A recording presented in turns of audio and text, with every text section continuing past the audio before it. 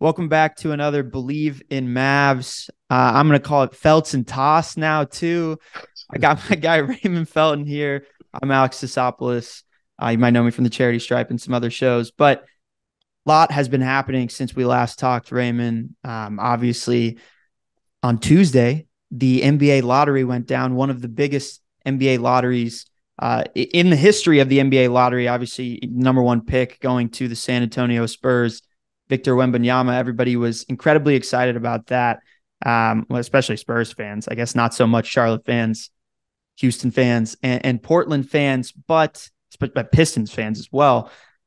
I do want to talk about the NBA playoffs a little bit. Jimmy Butler, playoff Jimmy, once again, doing what he does, taking his game to another level. They win game one on the road in Boston at TD Garden. What is so different about this guy in the playoffs? And in a second, I'm gonna play a little clip from Ryan Russillo talking about Jimmy and what makes him different, what makes him so special, what makes him so awesome to watch. But to you, and if you want to expand on just the team too, and obviously Spo Right. and so many of these guys undrafted on this squad, hmm what makes Jimmy so special? Jimmy is a winner.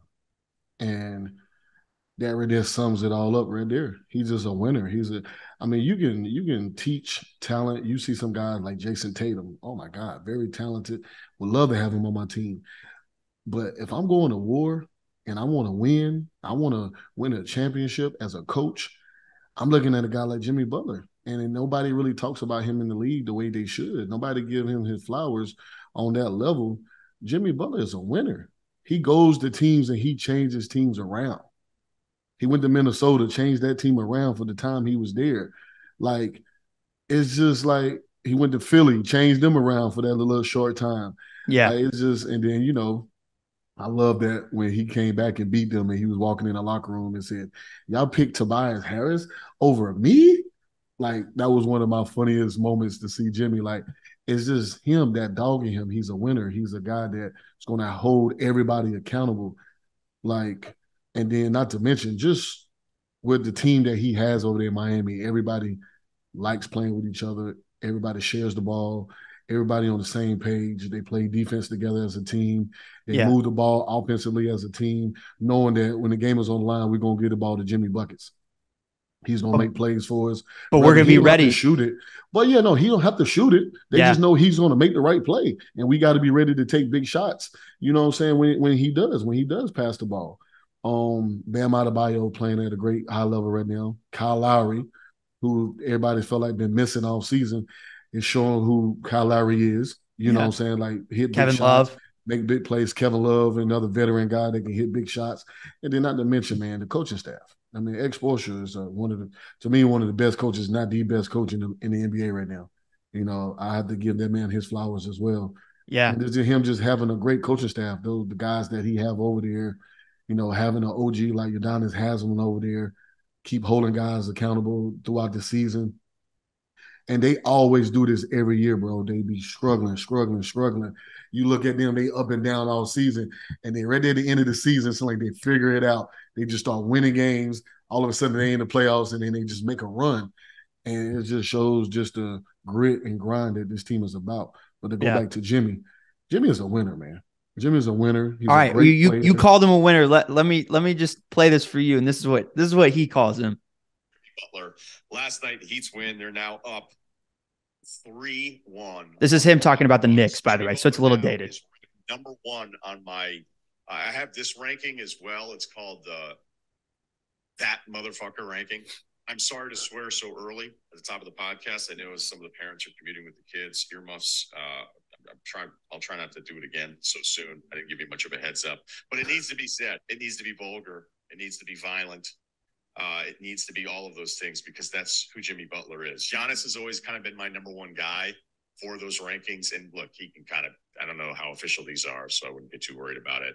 Raymond Felton at times has been number one because, as I've said numerous times, Raymond Felton has the epitome of the I slept with your mom face. That's just whenever I saw Raymond Felton make any facial expression, the first thing I thought of was like, that's what his. So that MF'er is what he calls Jimmy. And he's a winner. He's what, a lot of people say nowadays, he's got that dog in him. Like, he embodies kind of all of those different things. Mm-hmm. But so did you way back when. Yeah.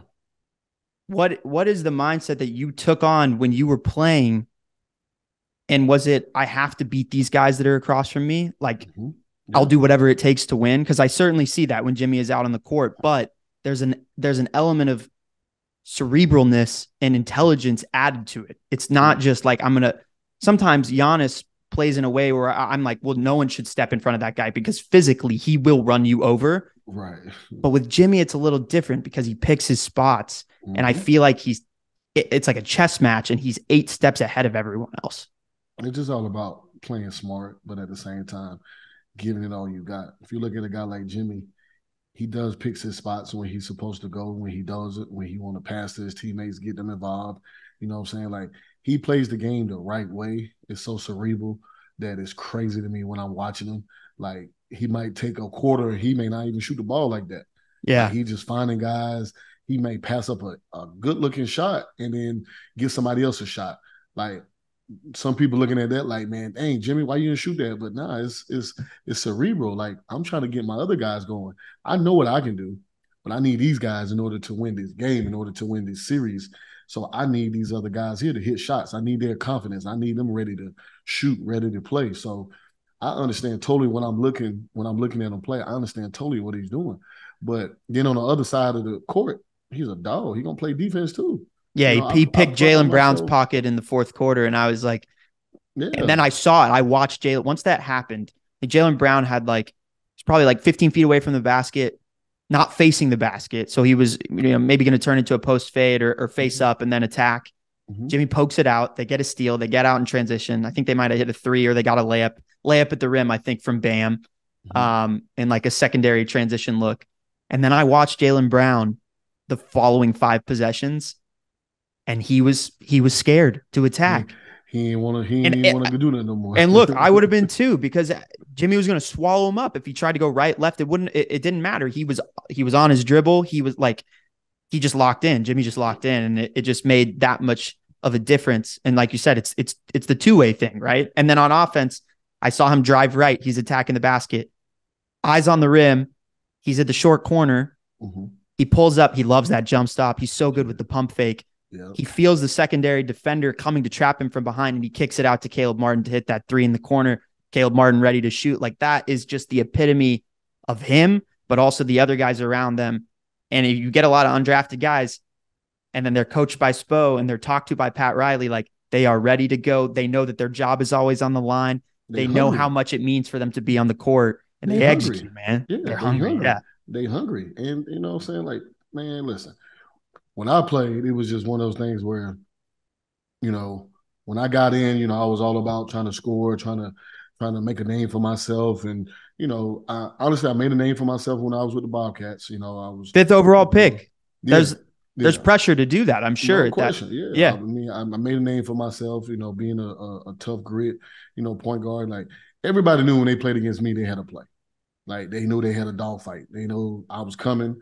I was going to play defense, I was going to be physical. Like, they knew it. I didn't care who it was. Like, I didn't care. Even the guys that I looked up to before I got in the league. Yeah. Like, hey, listen, I love you. Like, I got nothing but respect for you, but I'm finna go at your ass. Like, that's just who I was. And that's who I was to my 14th season. Like, that's how I played. And to me, to hear him say that, that's all I ever wanted was my respect from that aspect, that I was a motherfucker. I was a dog. Yeah. I don't care about all that all-star stuff. Like, I mean, I almost made it one time. I feel like I got snubbed when I was with the Knicks. It didn't happen. Whatever. But as long as, like, my peers and stuff respect that I was a dog and that I stepped on the court, you had a battle with me. You know what I'm saying? Like, and you wanted to go to war with me as my teammate, right? No question, because you know what I'm going to bring to the table. I'm going to fight. I'm going to do whatever I can to win. I'm going to do the right thing to win. I'm going to play the right way. That's just who I was. And I was a point guard that loved the pass. Yeah. I was a point guard that loved the pass and who could score. So it's not like you could just sit off me like I couldn't do nothing. You had to respect my game too. So, it was just one of those things where, like, man, I was just You have to sit back, and I think a lot of these young guys who end up being in the league, and you be like, oh man, where did he go? Oh man, where did he go? He was so talented. A lot of guys don't understand that you have to think about things sometimes. You have to really, when your season is over with, go take about a week or two and just, enjoy yourself, enjoy a beach or something, and really think about what it is I got to do to stick, to stay. And a lot of guys don't do that. They just think they just need to go work out and just do this and do that and do all of this. All of that stuff is great. You have to do that too. You got to work on your game. But at the end of the day, you got to figure out what it is I need to do to stick in the NBA, to play a long time. What is it I need to do? So who does that information come from when you get into the off season, at the beginning of the off season, before it's time to go put in the work, where you want to recover, you want to get right? Mm-hmm.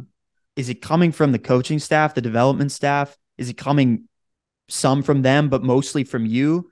I mean, I imagine now a lot of guys throughout the entire season, all they see is this guy can't do this. This guy can't do that. He's got to work on this in the offseason. There's so much of that out there. Right.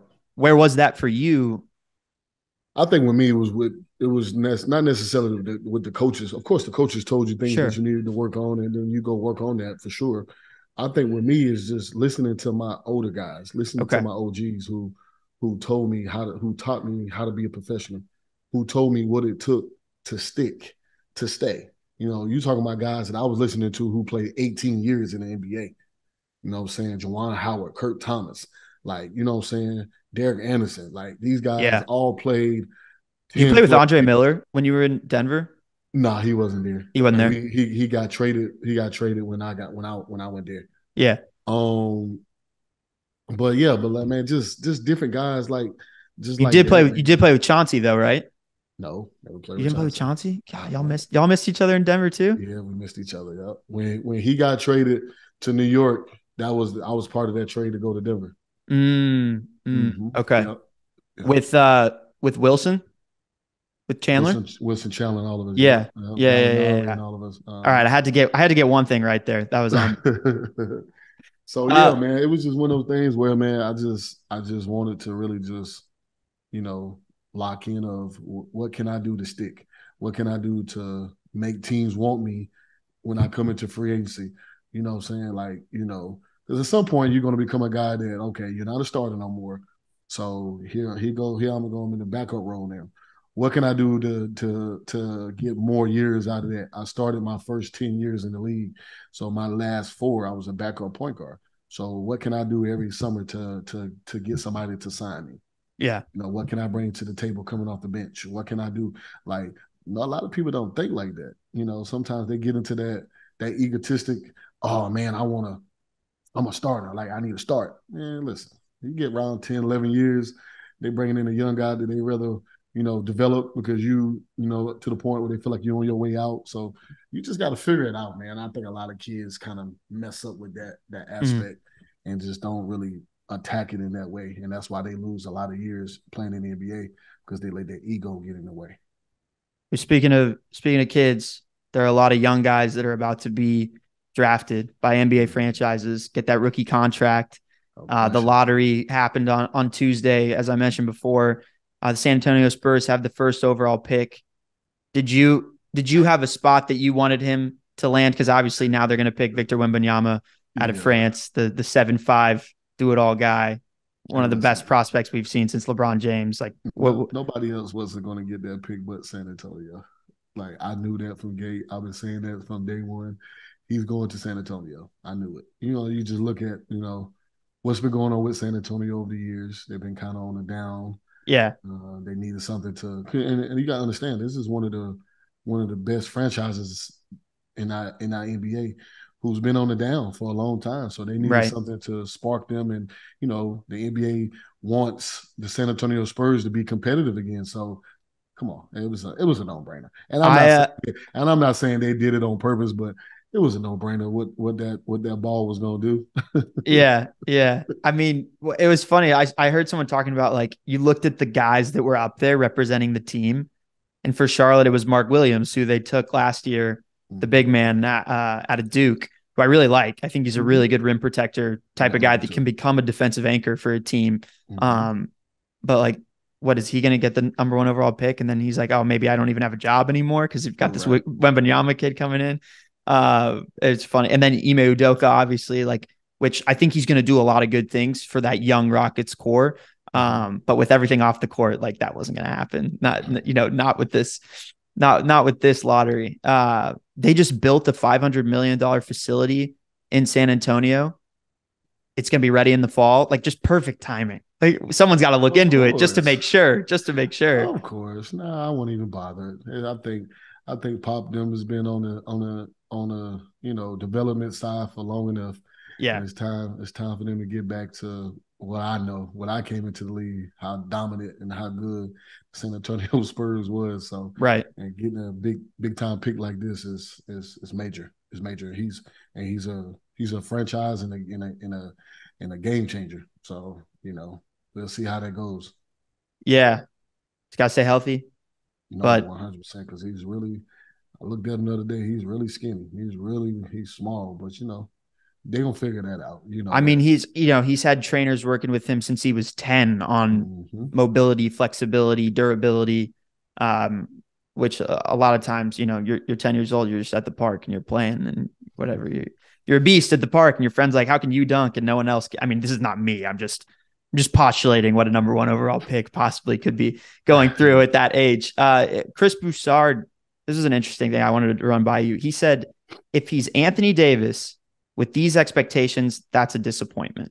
If he's Kevin Durant, if he's Akeem Olajuwon, he has not met expectations. I said he is one of the most highly touted prospects since LeBron James. I would say, if I were to grade prospects, I would say he's higher than Zion, especially because Zion got hurt at Duke, and he's 7'5". Like, the guy projects to be a two-way player, an all defensive type player early in his career, and obviously an all NBA type player. He can handle, he can shoot, he can play inside, he can play outside, he can pass really well. He's got a great feel for the game. I think that's what I'm most impressed with. He plays the game the right way. He doesn't just ask for the ball and then attack from there. But to set the expectation that this guy is it automatically has to be a top 15 player of all time, or else he's still a kid, man. And that's ridiculous, right? He still has to get adjusted to playing to the NBA, because you got to understand, man. Hey, he's 7'5". Okay, he still got to play against Jokic. He still got to play against Joe Embiid. Like, these dudes are big. He's gonna get in a tussle with Steven Adams. Steven Adams is gonna throw his ass on the ground. Steven Adams is the strongest dude I've ever played with or played against. Like, either way, he's strong.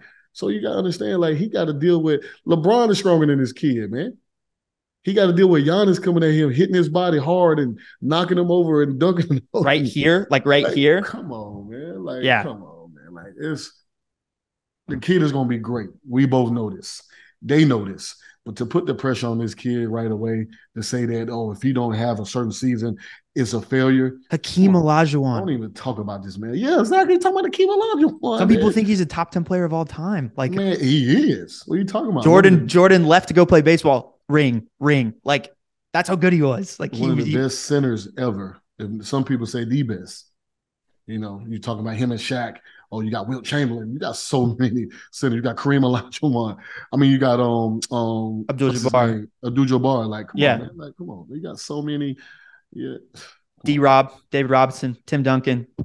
Come on, Patrick Ewing. Both Spurs, though, those guys that I mentioned. And now they go and get. You got Patrick Ewing. Like, you got so many guys, man. Like, come on, man. Like, stop. Let the young kid come in and develop, get himself right, and he probably will be one of the greatest to play the game at 7'5" and do the things that he can do. We have not seen that yet. We have not seen somebody that tall, 7'5", to do the things that he can do. But just like anybody else, let him come in and make mistakes. Let him come in and figure it out. Like, don't put that pressure on him like that right away, which is it already is. Sure. You know that. And people are going to talk about it because that's what sells. You got to find something negative to say, negative to talk about. But how would you manage those expectations in the locker room? I mean, something that you're doing now is coaching AAU. I was texting you about it. Like, the summer is the busy time. Right. I imagine you're coaching some really talented players. How do you help those guys manage expectations? And then also, I would just want to throw in there, like you mentioned, you were a number 5 overall pick coming into a new franchise. I think the year after is when y'all drafted Adam Morrison, who was touted as the best player in college basketball, number 1 overall pick. And before you got there was Emeka Okafor, also the number 1 overall pick. So similar to this Spurs group where Keldon Johnson is probably their oldest vet, not a vet. He's like under 26 years old. They've got really young guys, Trey Jones, now Vic, Jeremy Sohan, the guy from Baylor last year, Malachi Branham, the guy from Ohio State. A lot of young players on this team. Yeah. How do you manage those expectations growing together as a team, and also for Wembanyama as the number 1 guy? Like, what are you saying to him in the locker room? Or are you taking a step back and letting things run their course and having him grow and learn? I'll take a step back in the sense of I'm gonna let him feel it out. I'm gonna let him figure it out on his own and step in when I need to.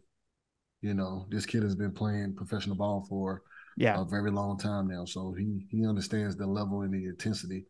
You know, but at the same time, you know, as a coach and as a mentor, you still gotta step in when time needs. You know, when the media is getting at you, when people are saying, "Oh, you a bust." You know, it's going to be things like that because he's going to struggle. Like, let's just be honest. He's going to have those games and he's going to have those moments where he's really going to need somebody to put their arms around him and tell him, look, kid, you're great. And go out there and go be great. Yeah. But don't put all this extra pressure on you to bring us home first year. Like, it's going to take time. You know, you need to gel with these guys. These guys need to learn to play with you and trust you. And you need to learn to play and trust them. And, you know, just go out there and just, you know, y'all just figure it out. And that's what I'm here for, to try to make that easy for you and easy for you all as coach, you know what I'm saying? Like, but at the same time, you know, just, you know, I'm big on confidence. You know, I'm big on holding you accountable too. When you ain't doing it right, if you ain't doing it the right way, you're not playing the right way, I'm big on that. But also I'm big on encouraging, you know what I'm saying? Like, because I know that means a lot to have that encouragement from your coach, knowing that he has your back, knowing that he believes in you no matter what, you know. So that's what he's going to need, a lot of that. Yeah. A lot of that. Yeah. And again, like we might joke about it being rigged or whatever, but it's the perfect place if you want that, because Popovich is a tough love type of guy, but tough love, yeah. There's also accountable. He's going to hold him accountable, but he's going to love him though. I haven't heard nobody that say they can't stand Pop.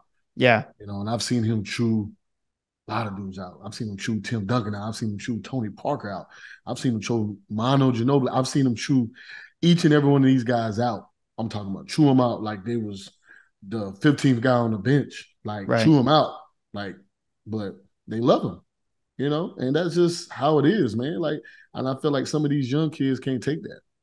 I feel like some of them can't take getting chewed out, getting cussed out. You know, they're like, oh, we got to get him out of here. I can't play for him. You know, then they end up finding a good coach when all you got to do is listen to the message, not the approach. Right. Listen to the message. Yeah, I had the chance to talk to on the Charity Stripe, the other pod that I do, with RC Buford, who's the CEO of the Spurs. This was a while ago. This was like in the pandemic, but he just told a story about when they were in the finals and in the pregame, something had happened in Australia. This was when Patty Mills was on the team, and Pop went and like talked to the entire team about whatever it was like a crisis or something like that. Like something bad happened in Australia, and they didn't spend the pregame talking about anything to do with the game. And he just asked Patty like how he was doing and like all these different questions about it. And then they went and played. I'm sure they won. I think it was probably one of those, you know, finals runs where they ended up with the ring at the end of it. But that's the type of guy that really, really cares what's going on in his players' lives, and not just in their lives, but also in their countries. And guess what? This guy's from a different country. So not only has he shown to grow talent that's come from within the United States, but also he's already done it with international talent, and he's coached on the Olympic squad before. So he knows what it's like to communicate with these guys. I think he's a guy that cares a lot about basketball in general. Basketball doesn't just happen in the United States. So again, it feels like a really, really perfect fit. So I can't wait to see what happens with this guy. The second overall pick is going to the Charlotte Hornets. They have LaMelo Ball on this team, and there are a lot of different options they could have it too. Of course, they didn't get the number 1 overall pick, Same thing happened when Anthony Davis was coming out, and they ended up getting Michael Kidd-Gilchrist, who was a tremendous player in college, but not the same level of prospect as Anthony Davis. Mm-hmm. In my mind, Scoot is an incredible prospect as well. Mm-hmm. It's come out that, Steph is going to mentor him. Great. That makes everybody think that he's going to be, the next darling. Mm-hmm. But you do have LaMelo here, and LaMelo is the cornerstone of the franchise right now. Mm-hmm. What do you mind them picking Scoot with the second overall pick? Would you rather them go in a kind of positional value route with a guy like Brandon Miller? What are your initial thoughts with what Charlotte should do and how they can bring more fans into this franchise with this move and create an environment for LaMelo to have a winning culture around him? I feel like if you do that, you got to let Terry Rozier go. Yeah. And he's a dog, and I love Terry.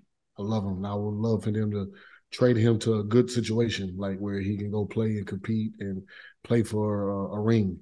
So any team would love to have him off the bench. No question. He's an 18+ point scorer a game. Easily. I'd like to see him go down there and play point with the Phoenix Suns, you ask me. Because I think they're going to try to break some of that up. I think CP might be leaving, going somewhere.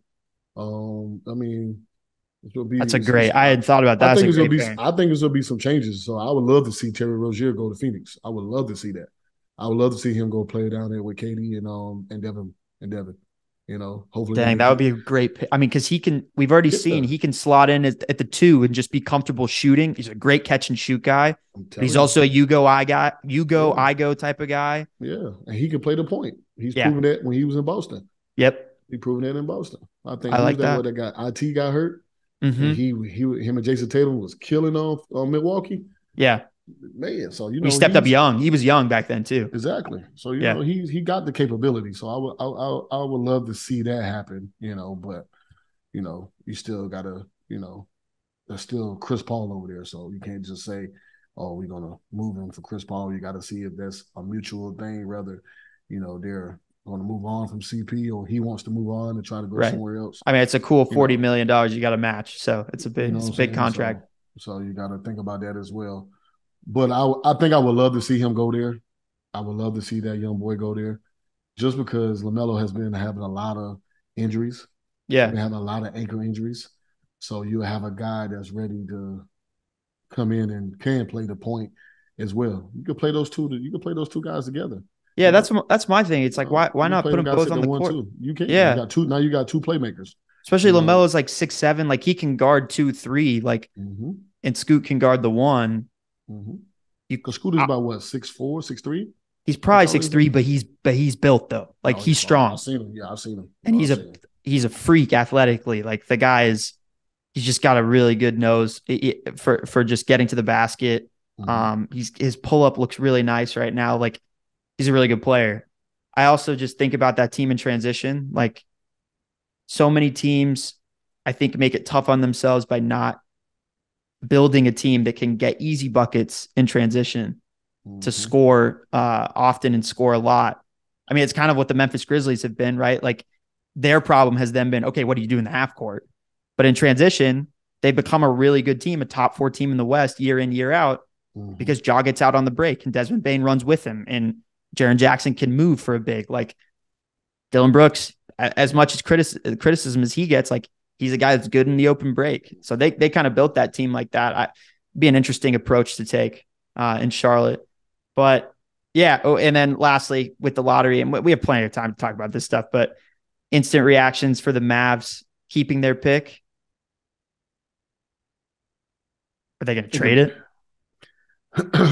If you could trade it to get better and get some guys that can come in and help you right away, then yes, I would trade it and try to help make that team better.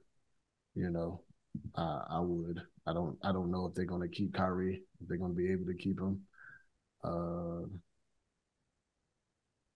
don't know. Should they keep him? What you think about a sign and trade with Kyrie going to Phoenix? Yeah, I mean, if you're not keeping him, you better sign and trade him and get something out of it. You sign a trade and bring CP here. Would that be okay with Luka? Because then he's not going to be dominant with the ball. Then I think the ball needs to be out of Luka's hands sometimes. Are you getting DeAndre Ayton in that too? Like, are you moving the 10 and Kyrie in a sign and trade to get Ayton as well? Because CP obviously is not as good as Kyrie at this point. We know that. Oh, yeah, and he's never been as good as Kyrie attacking from the wing off the catch. Like, no, but that didn't work here. I love Kyrie here. I mean, what didn't work because the rest of the team wasn't built defensively for it to work on offense. Exactly. So you have to bring in some defensive guys. So, but who are you going to go get though? Tell me that. Hey, you want to make a trade you want to sign and trade Kyrie, and I don't think he wants to go to the Hornets, but you want to go get Terry Rozier and PJ Washington. I'm in on that. Yes. Go get a versatile wing who can defend, who can also shoot a little bit, and another guard who can attack. Then that means if you have Terry, you can move off of Tim too. I love Tim, but those guys play a similar type of role. I don't know. Ayton is enticing, and someone should make a move for him because he's so talented. There's a reason why he was the number 1 overall pick. But we talked about with Jimmy Butler. I feel like I have seen some things that have shown me that he doesn't have that same level of competition in him. And I think you correct me if I'm wrong. No, I think he has it in him. I just think that it was just time for him to get out of that situation. But Monty's gone. And I think him and Monty was bumping heads. And I think it was at times he didn't want to play for Monty. He didn't want to play. And I just think that, he showed that force and that grit before that. Before they got into that. In flashes, no question. So if you can get a coach that can get that out of him all the time in big games and just get it out of him, I think he's a great big to have. A great big to have. Yeah, but the in flashes thing is to me like the real indicator. Like, okay, so I've been playing a lot of pickup lately. And I come out after I play and I chirp a lot. Like I just do. Cause I play and it doesn't matter the circumstances. Like, right. I want to fucking win. Like I do, like right. badly every time I get out on the court. Right. And afterwards I'm like, okay, like you gotta like stop. Just stop talking. Just stop talking. But at a certain point, it's like who I am as a basketball player, and I can try and change as much as I want, but it's in me to play that way, to play that brand. You're a competitor, so hey, listen. Yeah, to maybe hard foul a guy when we're at point game, right? Yeah. Like, and I like the flashes, but there are other guys in the league who do it every single night, who do it every time they step out on the court. True. And I especially think the circumstances would not be great when you're going alongside Luka and the Mavericks. It's a tough place to come play. It really is. Yeah, it is, but it's also a great place to play too. It is a great place to play. You come and play hard and play the right way. You like catching 5 lobs untouched. I'm telling you, this might be the place. I think it can work. A lot like you said though, they gotta find some good defensive guys to put around. And I would love to see Kyrie stay here, but they still need a big man. They still need a big man that can roll, that can play defense. That's a shot blocker, and that's just going to basically change some things around. And I don't know who's out there for that outside of him. Ulyss is best. Miles Turner, bring him home. True, but he just signed the deal though. I know they're not going to move him. They're building. They're building. Yeah, you know what I'm saying? They just signed him, so he's not going nowhere now. So who are you going to get? Capella. Unless somebody wants that pick. Unless somebody wants that 10th pick, and you're like, all right, give them that. I kind of want them to take a wing with that pick just to get more depth because we just need guys too. Like we need guys who can play in that 8-man rotation. Miami. Oladipo out, Tyler Hero out, and probably wouldn't come back until the finals. But that would have meant that they had a 10-man rotation. Right now they have an 8-man rotation. I actually think it's exactly the exact 8 guys that they need to be competing right now because it bumped Duncan Robinson up. And guess what? He's been playing pretty darn well since he's gotten those minutes. That man has hit the shots like crazy. Yeah. All right. Before we wrap, Lakers and Nuggets. 1 game in on that one. Jokic was unbelievable in game 1. maybe lost a little steam in the fourth quarter, but still ended up with the most absurd stat line. Do you feel, my one question on that one, do you feel like LeBron has that next gear to get to, like he has previously shown every other season he's been in the playoffs? Or at this point, is the foot injury been too much for him? Because Davis had a 40-point game where he had 20 rebounds. I just feel like as good as LeBron has been, he hasn't been, I mean, he's LeBron James. He's never bad, obviously. Right. I just feel like that next gear that he gets to sometimes, where I think that he knows more about the game than I do. The Jimmy Butler aspect that we were talking about before, the cerebral factor. It's showing his age. I mean, it's that simple. Yeah. You're talking about a guy that's 38 years old, playing 20-something years in the league. I mean, he's going to be great no matter what. He's great being on the court. He's going to make plays. He's going to hit shots. He's going to score points. He's going to rebound. He's going to make the right pass. LeBron is great. We know that. But it's one thing that we can't change, and that's time. Yeah. And that's how old we get, and things change. So, you need those young guys to step up when you got him scoring, giving you 20-something with 8 assists. Oh, yeah. Doing his job. Yeah. So, you need guys like Reeves, Dennis Schroeder, Lonnie Walker, Achimura. I like Achimura. He played well. Yeah. You need guys like that stepping up along with Anthony Davis. D'Lo, you got to step up. D'Lo, you got to do something. I'm serious. Yeah. So, you younger guys got to step up. This man is 38 years old with 20 years of running up and down his court. You know what I'm saying? So Anthony Davis had 40 points and 10 rebounds. He did his job. Yeah. Who else is going to step up? And that's why I tell people they don't have enough to beat Denver. You don't think so? Denver got multiple guys that can step up. Caldwell Pope stepped up there. He's a winner. Playing defense, hitting shots. Jokic's going to do his thing. Jamal Murray playing at a high level because we know he can do that. Michael Porter Jr. hitting shots. Aaron Gordon may have a good shooting game, but guess what? He's playing hard defense. He's going to rebound. He's a big body. Yeah. You know what I'm saying? You got Brown. Brown came off, gave you about 18 off the bench. Guys are stepping up that's opposed to, around their stars. You know what I'm saying? Like, guys are stepping up. So somebody has to do that for the Lakers. I still felt like in the first series against the Grizzlies, the reason why I believed that they could have beaten the Lakers was because the Lakers didn't have enough defenders at the guard position. Mm-hmm. Murray was able to score 30 points. Jokic is going to get 30 every single night, no matter what. He is that good. Mm-hmm. But where they win in this series, the Lakers, is holding Jamal Murray to under 15 points per game, under 17 points per game. And Schroeder, Reeves, Russell, I like all three of those guys, but they're not defenders like that. I mean, they might have to get really fancy with the spices and throw Jared Vanderbilt out there and say, hey, you guard Jamal Murray the entire game. Might have to. They did that in the last series. They did that against us. He played Luka pretty darn well. Yeah, but he did that. He guarded Steph. Yeah. They put him on Steph, so you might have to put him on Jamal Murray. You might have to. I'm just saying. But Jamal Murray is I ain't gonna say he's a different animal because obviously he's not Steph. But when it comes to that type of basketball, just going at you one-on-one, I'm gonna score. He's tough to guard. When he gets in that zone. Yeah, he's tough to guard because he can post up. He got a mid-range. Well, and then at a basket. He can shoot they love that pick and roll. And if you get the switch where Jokic is on Vanderbilt hasn't played a ton of minutes in the playoffs. I mean, he could pick him apart, and then you could be in a really bad place. And then you're looking at a 45-point triple-double from Jokic with 15-plus assists. You're like, okay, maybe we shouldn't have done that. So it's a conundrum.